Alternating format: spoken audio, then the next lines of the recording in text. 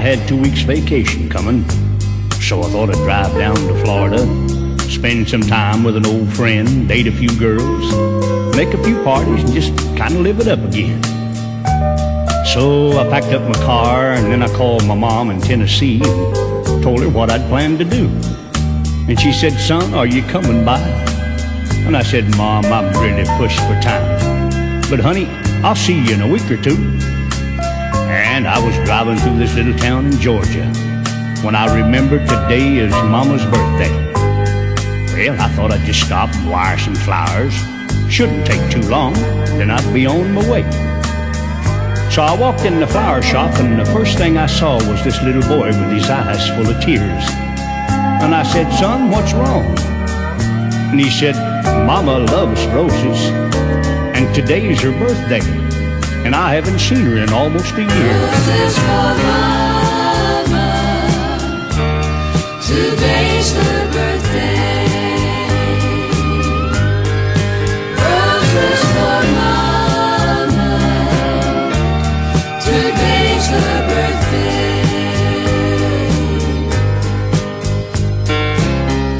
He said, "I live with Grandpa now, but I promised Mama some roses, 'cause I talk to her all the time. I wanted to give her 5, 'cause that's how old I am. But the lady said I couldn't buy them for just a dime." Well, the little feller's story kind of touched my heart. So I told the lady, just give him what he wanted and charge it to me. Well, that's when I told her to wire a dozen roses to my mama up in Chapel Hill, Tennessee. Well, I looked around, the little boy was gone. But all of a sudden, the door flew open and he came running back in. And he said, "Mister, I forgot to thank you for the roses." He smiled and shook my hand and ran back out again.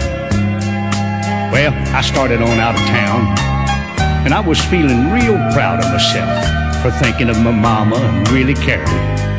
When I looked out my window, I saw that same little boy kneeling by a grave in an old cemetery. Well, I stopped my car and walked over to where the little boy was kneeling down, and he smiled up at me and he said, "This is where my mama stays. She says she sure does thank you for these pretty roses." Well, that's when I had to walk away, and I drove right back to that flower shop and I said, "Lady, have you sent those flowers to Tennessee?" And she said, "No, not yet." And I said, "Well, just never mind. I'll just take them back with me."